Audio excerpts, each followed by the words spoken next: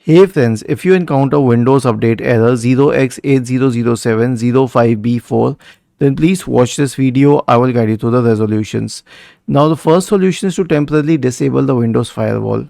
Search for firewall in the Windows search bar and click on this one, Windows Defender Firewall. And now click on turn Windows Defender Firewall on or off and switch it off for both of the cases. Click on OK.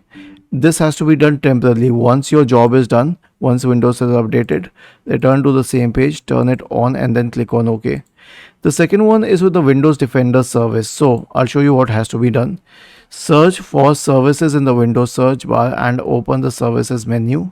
Now scroll down to the Windows Defender service, with the Windows Defender Firewall service rather.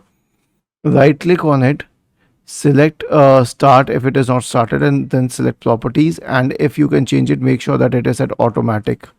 Was this helpful? If yes, then please subscribe to the channel, and if not, then let us know in the comment section of this video on how we could help you further. Thank you for watching this video and have a nice day.